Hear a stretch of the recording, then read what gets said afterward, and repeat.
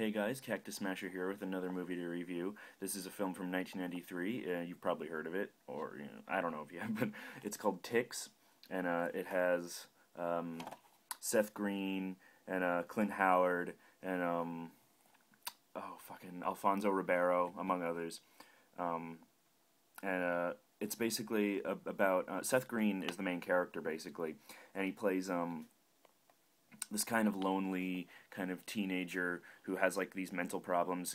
Like he gets like kind of panic attacks whenever he's alone because when he was a little kid, his dad got really drunk and left him out in the woods in the middle of nowhere, and basically he's taken to this kind of, it's almost like a resort, not exactly a resort, but it's like it's like a getaway, like a psychiatric getaway where there's like, a child psychologist there who's like helping all these like kind of inner city teens out, who have mental problems, or just they're just like wild people.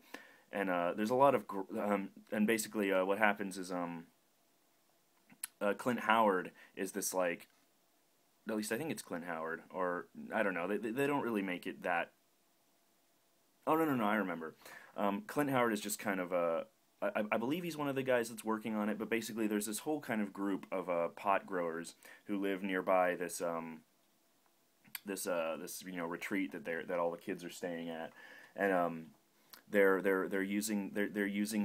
developing this experimental like marijuana substance which they use to or no, they're using the special substance that they spray on marijuana that they're growing, and to try to accelerate the growth or whatever. But anyway, it gets on some ticks nearby, and then they become these huge like gross mutant ticks, and all hell breaks loose.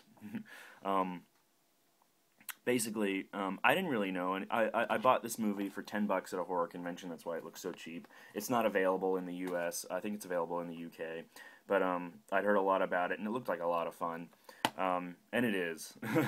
This movie, oh my god, this movie is so much fun. Like if you it's like the characters are great. Like Alfonso Ribeiro plays this guy named he calls himself Panic because he never does, and and it's so funny because it's Alfonso Ribeiro, it's Carlton, and he's trying to play this like kind of hard ass like gangster kid, and he's so obviously not like he's. Like and then, but that's kind of what makes it funny, like he's really like not hard at all. And he actually has a pretty awesome death that I'll talk about later. Um, and Seth Green is actually pretty cool. He's kind of this like misfit, loner guy, and he's pretty interesting. And the marijuana growers, these two main guys are the main like bad marijuana grower people, and one of them is played by this guy. I don't remember his name, but he was in like some Star Trek episodes and stuff like that, and he's real weird. And the other guy that's sort of like his right hand man is like this redneck like hillbilly guy who's played by Peter Scolari, and they're really really weird. Like there's this real, they're almost like child rapists or like child like weird like child molesters or something. There's this part where like the redneck or the I think it's the redneck guy. He like puts his foot up on Alfonso Ribeiro's chest, and he's like you look like a faggot. He's like you want to call me a faggot boy or some shit like that. It's so weird and so creepy.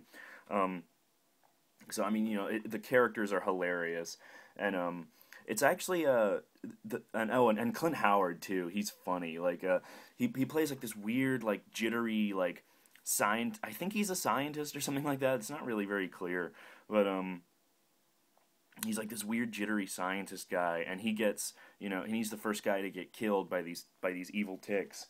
And it gets really gross. Like there's like he's got all these huge lumps on his face, and there's like blood spurting out and stuff like that. And he's so hilarious. There's this part where like one of the girls finds the place where he was doing all this work, and he sort of like falls on top of her, and he's got one eye like swollen up like this and like blood coming out, and he's like, "You gotta help me! I'm infested!" And it's so hilarious, and like blood like spurts out of the lump on his face onto her and stuff like that, and it's so gross. So yeah, the characters are great. And where the movie really shines, it's actually really well directed. Like there's some decent like suspense in this movie. Like when Alfonso is being chased by the marijuana growers, and he's got this tick on his on his leg, and he like pulls it off, you know, and the climax is the best part of the movie.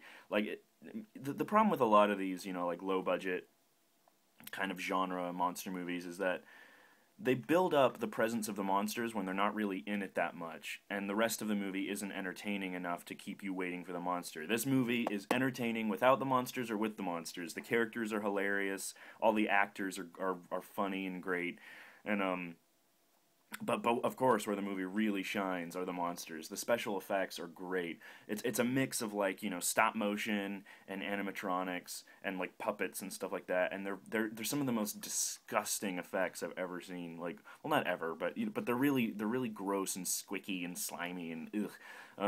It was directed by Tony Randel, who's the guy who did, I believe, Hellraiser 2, and it shows because, like, the effects in this movie, the gore and the bugs and everything, they're just so slimy and disgusting, and they're really really cool. Like there's this, and it's like I was saying, it's really well directed. You know, like there's this scene where Alfonso Ribeiro's dog dies, and they take this giant tick out of it, and it starts like flitting around, and then it starts running around, you know, the doctor's office, and there's this real cool scene where they're basically like trying to track it down and chase it, and it ends with this hilarious line where the nurse like squashes it, and like all this blood goes everywhere, and she says something like, "When in doubt, squash." It's so funny. And the climax is the best part of the movie. There's all these like ticks swarming outside the house, you know, like trying to get in, and there's all this complicated thing where everybody's trying to like orchestrate a plan to escape, and and Alfonso Ribeiro has been killed at this point. It's not much of a spoiler. He gets killed, and he gets like infested with this kind of like super tick that like rips its way outside of his body, and his whole body like splits down the middle, and and all this like fibrous stuff like pulls away from it, and this gigantic monster tick comes out and like comes after them, and there's this, and then like a fire breaks out, you know, and they're all trying to escape. It's so great. It's so much fun. If you know, and I really enjoyed this movie. It's one of my like I see like why it has like such a cult following. It's only 85 minutes, you know, it's lightning fast, it's perfectly paced, the acting is hilarious, the effects are great. If you like, you know, like 90s era, if you like monster movies even, really, and especially like early 90s monster movies before they started using CGI all the time and everything, like this will be right up your alley. This is I think this is one of my favorite monster movies now, you know. It's so great, it's so hilarious, so awesome. I'm like, just talking about it now makes me want to watch it again. I love it so much.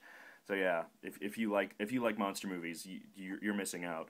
It's so great, and it's also funny seeing Seth Green in kind of an early role. I think he had some roles on Batman and stuff like that before, but I think this was his first semi-starring role in a movie, and it's really interesting because apparently he made this when he was 19, and he doesn't look like it at all. He looks like a 14-year-old kid, and he's like so nervous and he's like, you know, oh, we gotta get out of here and stuff like that, and like he doesn't really sound that much like how we think Seth Green sounds.